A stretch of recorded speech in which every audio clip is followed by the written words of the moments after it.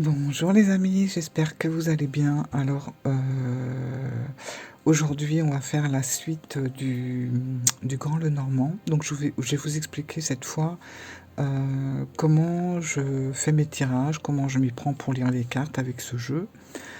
Alors, finalement, j'ai pas fait du tout comme je pensais faire, c'est-à-dire que ça, c'est la deuxième vidéo, mais je l'enregistre après la troisième. Voilà, c'est-à-dire que j'ai rien fait dans l'ordre. Donc j'espère quand même que je vais me souvenir un petit peu de ce que j'ai pu vous dire dans la première. Euh, En même temps, la première vidéo, c'était plus pour vous montrer un petit peu euh, tous les grands Lenormand qu'on pouvait trouver avec justement des différences de coloris, d'intensité de couleurs, etc. Et qu'il y en avait qui étaient beaucoup plus à mon goût, hein, je trouve plus facile pour apprendre que d'autres parce qu'on voyait mieux les détails. La troisième vidéo donc que j'ai déjà faite, c'était plus pour vous montrer les livres, les outils que j'utilise pour vraiment m'y retrouver, quoi, parce que j'apprends en fait. Hein.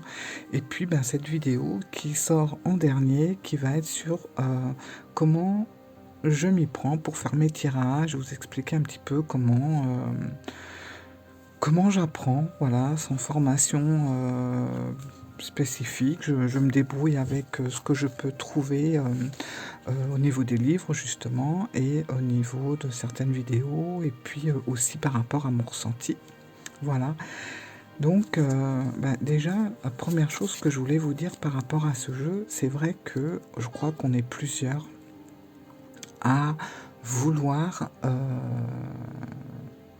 à vouloir travailler avec, mais malheureusement, on a tendance à vite repartir quand on voit la tâche qui nous attend.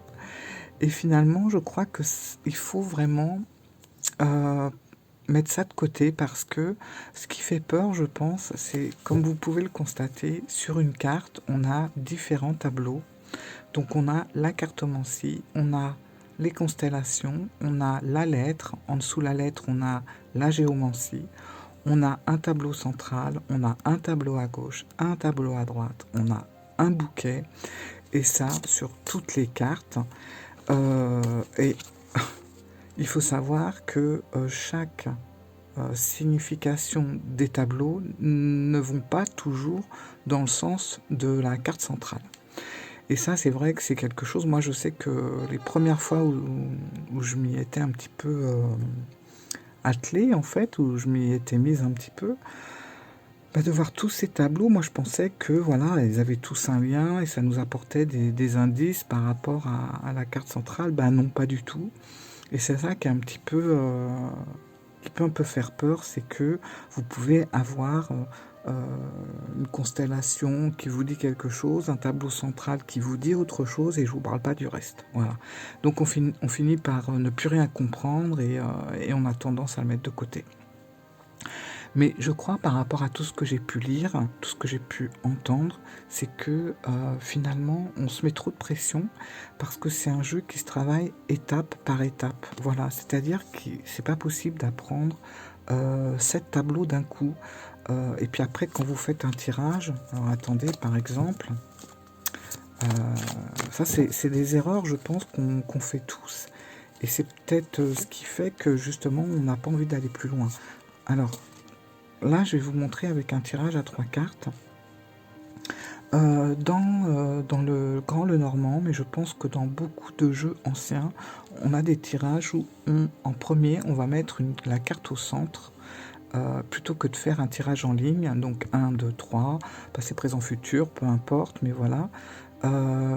Souvent, dans les anciens tirages, on a tendance à mettre la carte centrale qui représente le consultant, et après, on va mettre une carte à gauche, une carte à droite. Voilà.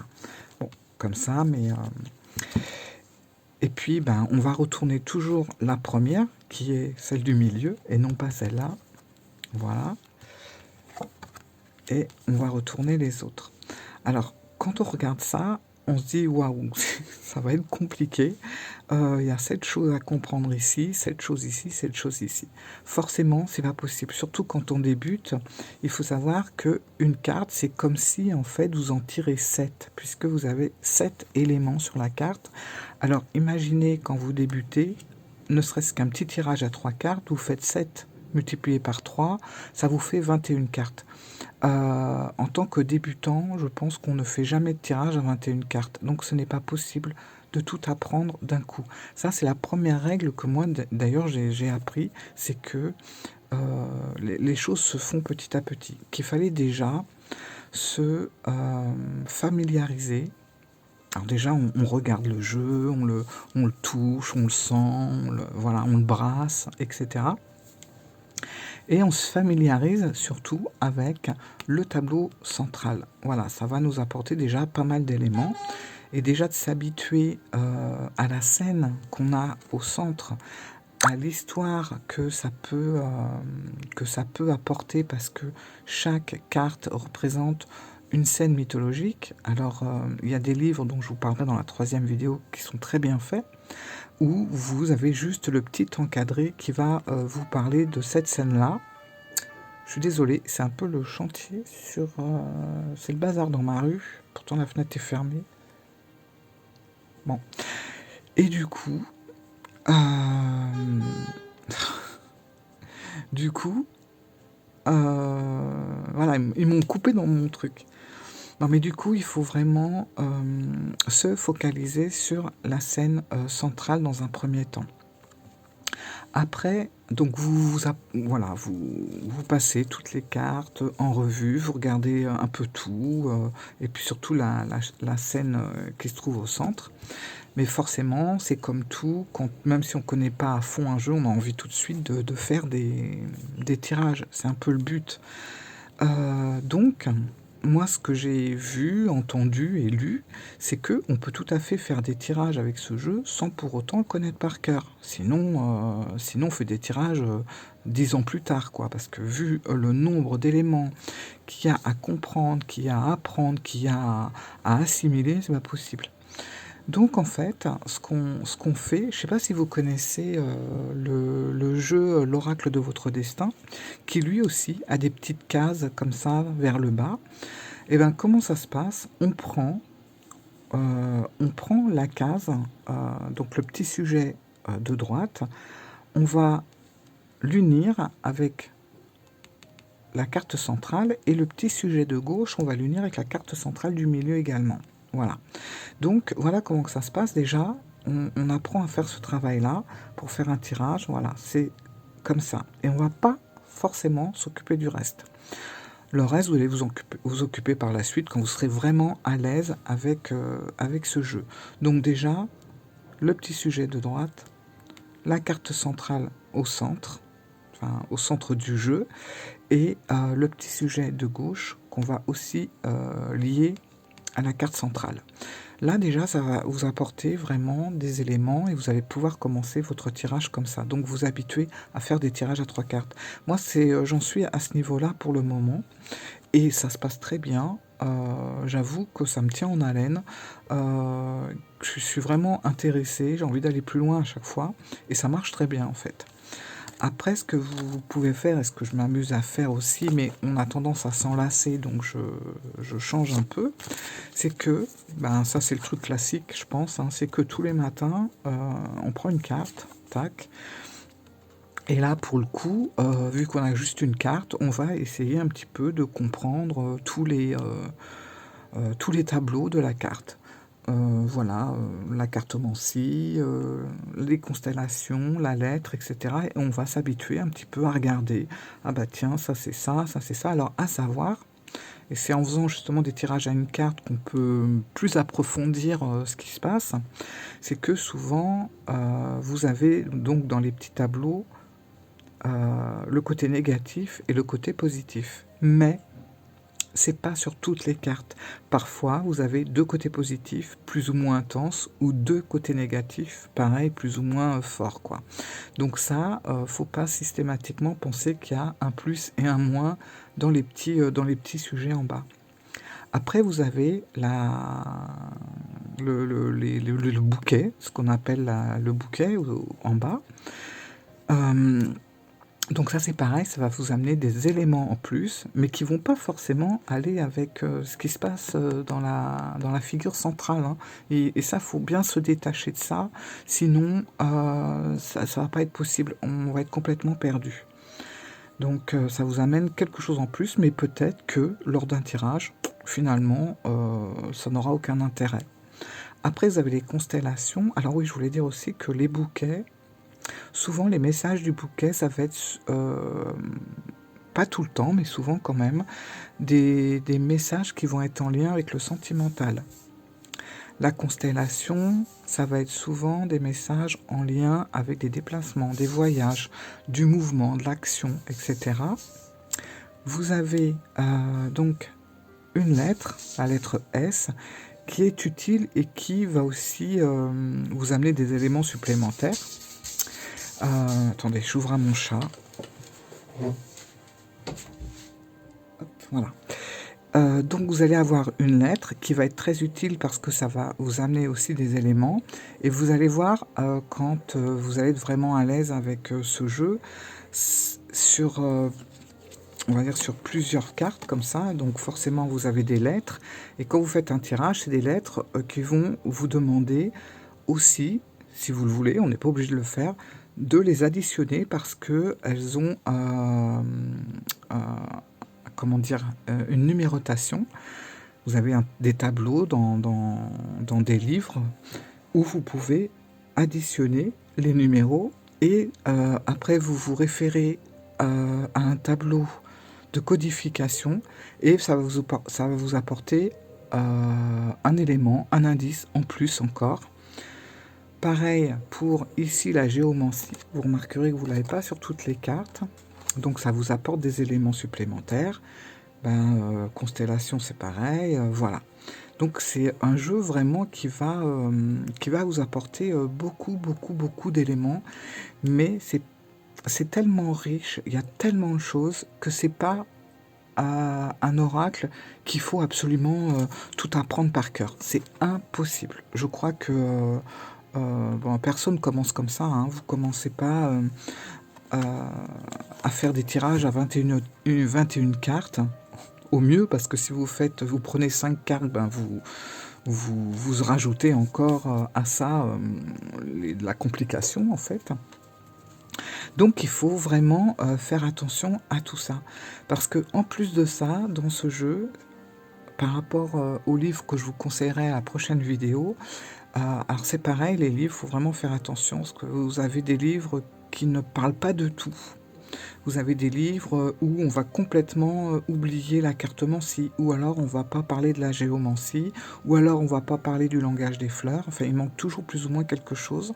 Je pense qu'il faut au moins 2 voire 3 livres, mais pas plus, parce qu'il y en a, franchement, ça sert à rien du tout, ou qui se répètent, pour compléter vraiment le jeu. Et après, selon ce qui vous intéresse et ce que vous avez envie d'approfondir, vous prenez tel livre et voilà. Et vous pouvez tenir aussi votre propre journal, ce que j'ai fait, ce que je vous montrerai dans l'autre vidéo. Alors, dans ce jeu, il y a tellement de choses. On a des petits cadrans comme ça ici. Vous en avez plusieurs. Voilà, on en a un rouge, un jaune, on en a un bleu de plusieurs couleurs. Mais en fait, je crois qu'ils sont au nombre de 6 ou de 7, je ne sais plus exactement. Et ce sont ce qu'on appelle des talismans. Donc sur certaines cartes, vous avez des talismans. Et c'est ce qui va contrer les fatalités de certaines cartes. Voilà. C'est-à-dire sur certaines cartes, je crois que oui, c'est 7, puisque c'est 7 fatalités dans le grand Lenormand, qui vont être en général négatives. Hein. Donc à partir de là, ce qu'il faut faire, c'est tirer une autre carte, recouvrir, etc. Bon là, c'est quand on est un petit peu plus avancé quand même. Ou carrément, je pense, prendre une carte qui correspond à contrer une des fatalités que vous avez reçues. Et ce qui est étonnant, c'est qu'on nous conseille même de dessiner le talisman sur un petit parchemin ou un petit papier que vous mettez dans votre poche, dans votre sac, et vous gardez ça toute la journée pour justement éviter que la fatalité vous tombe dessus, en gros. Donc en même temps, c'est plutôt assez amusant entre guillemets, mais il y a un petit côté rituel qui va s'ajouter à tout ça. Dans ce jeu, on approche l'alchimie, puisque c'est pareil, vous avez des cartes. Dans le Grand Lenormand, vous avez des catégories. Il y en a 5 exactement, et dans 5 catégories sont dispatchées des cartes, mais pas au même nombre. C'est-à-dire dans une catégorie, vous allez avoir 8 cartes, dans une autre, vous en avoir 9, dans une autre, vous en avoir 19, voilà, et c'est dispatché comme ça avec les 54 cartes. Enfin 52, puisqu'on a... je vous montrerai un peu les cartes après. Vous voyez, on a le consultant et la consultante qui, eux, sont plus là dans un cadre de significateur, mais pas vraiment pour détailler vraiment quelque chose. Voilà. Pas comme dans tout autre jeu d'ailleurs. Hein. Mais donc vous avez voilà, le consultant. Vous avez des catégories et chaque catégorie va représenter quelque chose,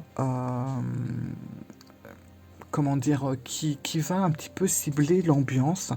Et ça, c'est vrai que c'est bien de les connaître aussi. Par exemple, vous avez la première catégorie qui va être la Toison d'Or, la deuxième catégorie qui va être la guerre de Troie. On a aussi le Grand Œuvre, qui est une de mes catégories préférées personnellement, qui comprend 8 cartes.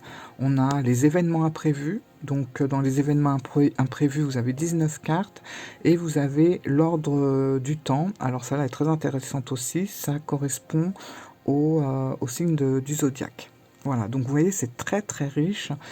Et dans le Grand Œuvre, donc ça va être voilà toute une suite de 8 cartes qui va représenter le cheminement de l'alchimiste par rapport à la matière qu'il est en train de travailler. Enfin bon, tout un truc voilà là-dessus. C'est très intéressant, mais en même temps, ça donne des significations quand on tire les cartes. Hein. Et puis vous avez également les 12 signes astrologiques qui sont très très utiles et qui vont apporter un plus, ne serait-ce que pour des bruits bizarres sur mon téléphone, ne serait-ce que pour dater, voilà, grâce à certains signes astro, vous allez pouvoir dater, grâce à certaines petites additions, vous allez pouvoir trouver le lieu. Et tout ça, ça va vous rapporter, bien sûr, vous avez des tableaux pour pouvoir vous repérer. Donc vous pouvez aller jusqu'à, si vous voulez vous installer quelque part, déménager, le jeu va vous conseiller qu'est-ce qui est mieux pour vous, quel endroit, etc. Ça peut être une ville, mais ça peut être aussi un pays. Je vous parlais de dater les événements, mais c'est tellement précis que ça peut dater jusqu'au jour, c'est-à-dire que ça va dater une période du mois, mais aussi le jour. Enfin, c'est vraiment un jeu qui n'a pas de limite dans les précisions. Voilà. Mais c'est vrai qu'il demande du travail. Avant d'apprendre, je pense qu'il faut déjà comprendre le jeu. C'est important parce que faut le comprendre, le Grand Lenormand, avant de s'y mettre, parce que si on commence à essayer d'apprendre des choses sans comprendre son fonctionnement, je crois que là c'est pareil, on est vite dégoûté, et moi c'était un peu mon erreur du départ.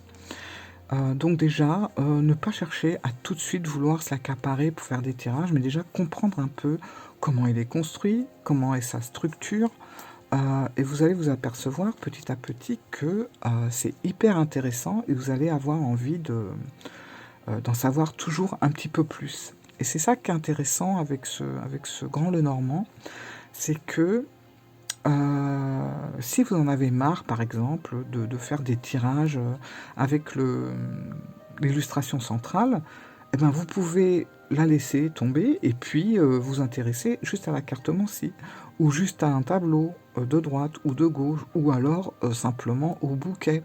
C'est-à-dire que je pense que c'est pour ça, enfin moi, depuis pratiquement 3 mois, ça m'empêche pas de faire des petits encarts et d'aller prendre d'autres jeux. Je suis beaucoup avec le petit lot normand aussi, donc forcément, voilà.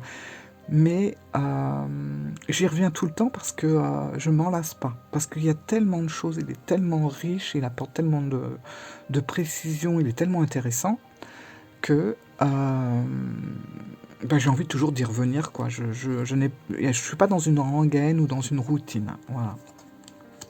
Après, voilà, vous avez le dessin, l'illustration centrale qui apporte beaucoup d'éléments et qui est lié à la mythologie, bien sûr.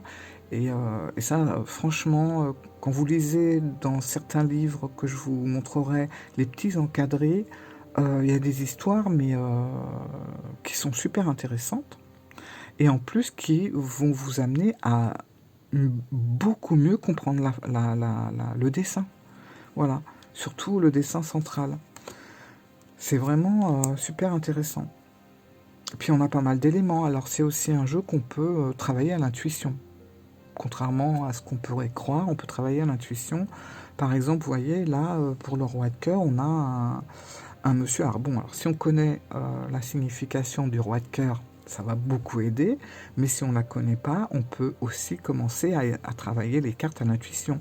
Par exemple, sur cette carte, qu'est-ce qu'on voit? On voit un monsieur d'un certain âge, sûrement très cultivé, vu les livres qu'il a derrière. Quelqu'un qui prend son temps maintenant. Bon, il y a le temps qui passe aussi. On voit, on a une petite horloge. Sûrement une personne d'un certain âge qui a beaucoup vécu et qui connaît beaucoup de choses et qui a dû beaucoup voyager, puisqu'on a un globe ici. Donc, vous voyez, ça va vous apporter des éléments en plus, parce que vous pouvez connaître du roi de cœur. Parce que, comme je vous ai dit, elles sont assez liées, ces deux parties. Voilà, donc il y a beaucoup de choses comme ça qui arrivent et qui nous apportent vraiment beaucoup d'éléments. Alors, c'est vrai que c'est peut-être des dessins qui vont pas plaire à tout le monde parce qu'il y a un côté vieillot, un peu désuet, un peu ancien. Enfin, c'est ce qui fait tout le charme de ce jeu, hein, de toute façon. Alors c'est vrai que si on n'aime pas ce style, bon, c'est mort, mais si vous aimez bien ce style, franchement, allez-y, prenez votre temps, vous stressez pas, vous mettez pas de pression, et vous allez voir, c'est super enrichissant.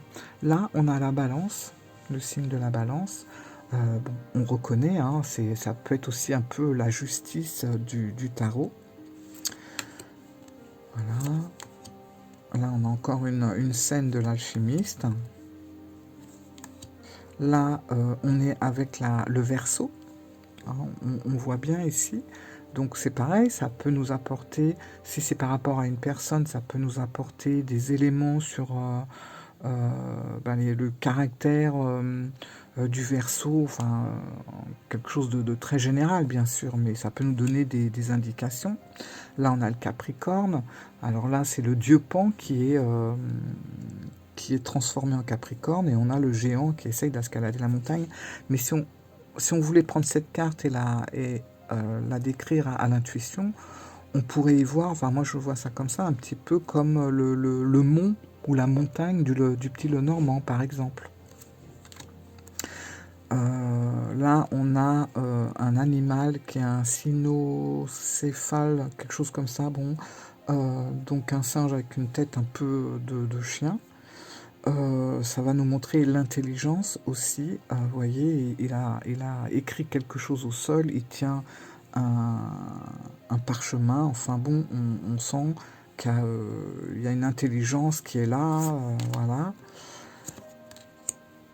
Enfin, il y a énormément. Là, on a la suite du grand œuvre. Là, on a le taureau.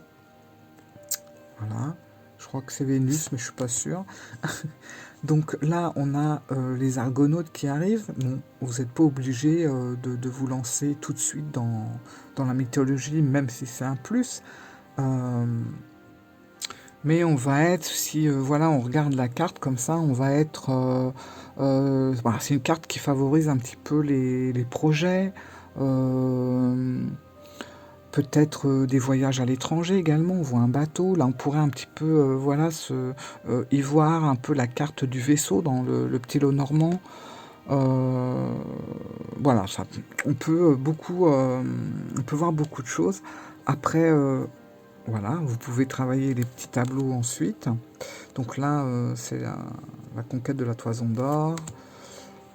Là, c'est pareil, une mangouste qui va rentrer dans la bouche du crocodile. Bon, il y a tout un truc. Là, c'est l'astrologie, donc c'est les poissons, on reconnaît bien.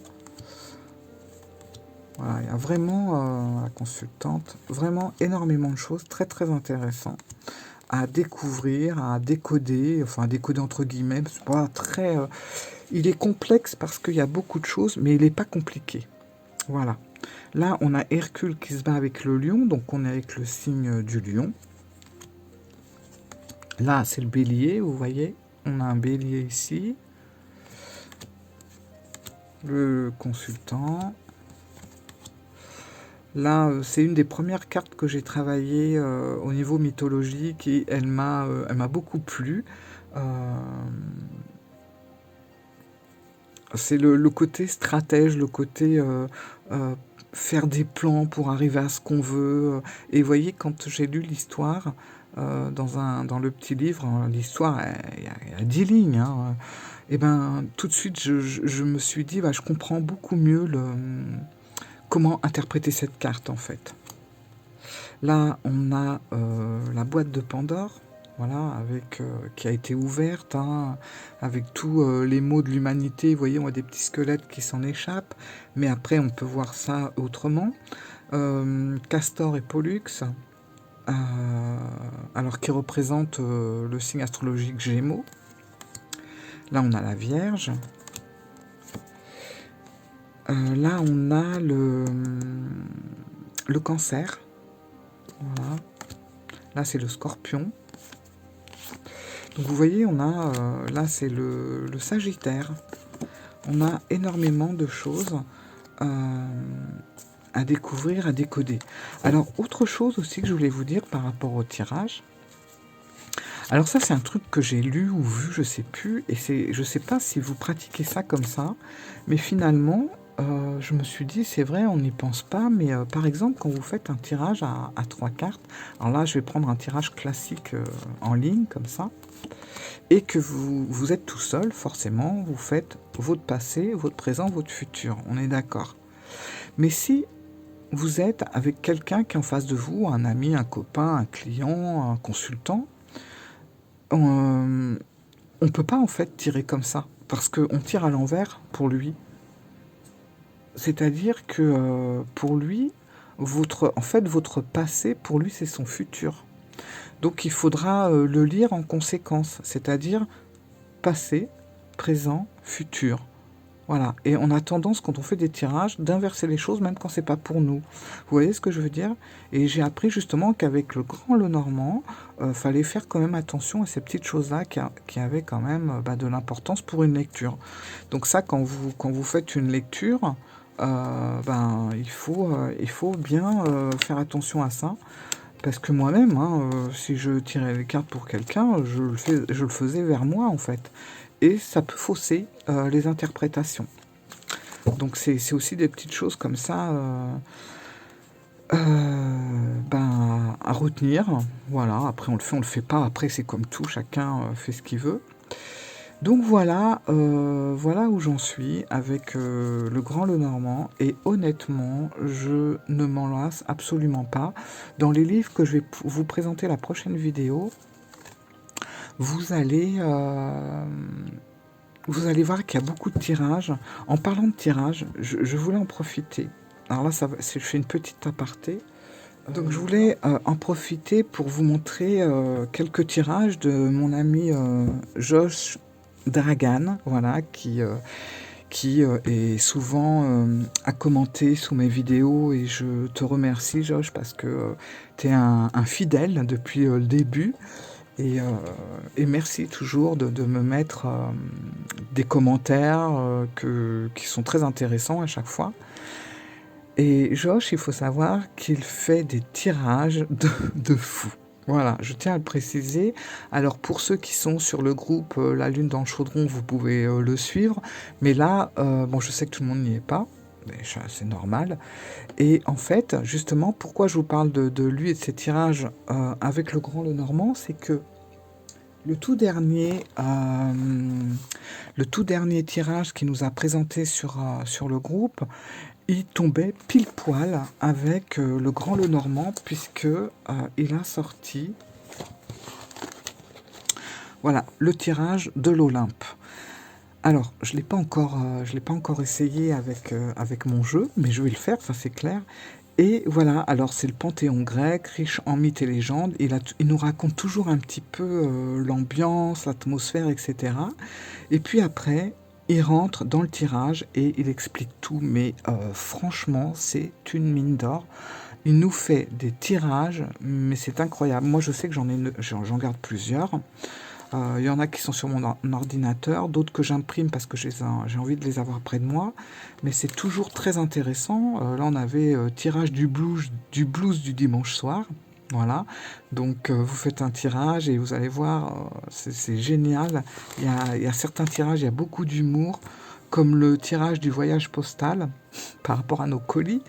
Donc, c'est un tirage aussi que j'ai adoré. Là, bon, c'est le tirage du soleil levant. Bon, là, c'est avec l'oracle du soleil levant. Voilà, je les ai pas tous, parce qu'on a aussi le tirage de Jules Verne, le tirage en référence aux Sims, du jeu vidéo, enfin, des tirages de malade. Moi, je lui ai dit, il faut que tu fasses un livre de tous tes tirages. Ça va être, mais ça va s'arracher, quoi. C'est des tirages que vous ne retrouvez nulle part ailleurs. Il n'y a que lui pour faire des choses comme ça. Donc bien sûr, tout ce que je vous présente là, c'est avec son autorisation. Je ne me permettrai pas sinon. Et voilà. Donc si ça vous intéresse de connaître un petit peu plus ou que je vous montre des tirages par rapport à ce qu'il a fait, quelques-uns, je ne vais pas tout vous montrer, mais quelques-uns, dites-moi en barre de commentaires. En commentaire surtout. J'ai fait un mix de barre d'infos et en commentaire. Bon bref, voilà. Mais là je vous en parle parce que franchement le tirage de l'Olympe, alors que j'étais en pleine formation mythologique, je me suis dit voilà quoi. Et voilà mes amis, j'en suis à 34, je vais pas non plus trop m'attarder. Mais voilà, puis je voulais vraiment vous dire que ce jeu, faut pas que la complexité du jeu vous empêche d'aller vers lui parce que c'est vraiment un jeu qui est pas compliqué en fait. C'est pas vrai, il est pas compliqué. Il demande beaucoup de travail. Si on veut tout savoir, ça met du temps. Mais honnêtement, moi je le trouve beaucoup plus... alors, je sais que beaucoup vont pas être d'accord avec moi, mais je le trouve beaucoup plus simple à- à, qu'un tarot, honnêtement. Parce que le tarot, vous avez toujours les cartes de cour, les as, tout ça qui sont un petit peu... on a beaucoup de mal, excusez-moi. Hop, on a beaucoup de mal à assimiler tout ça.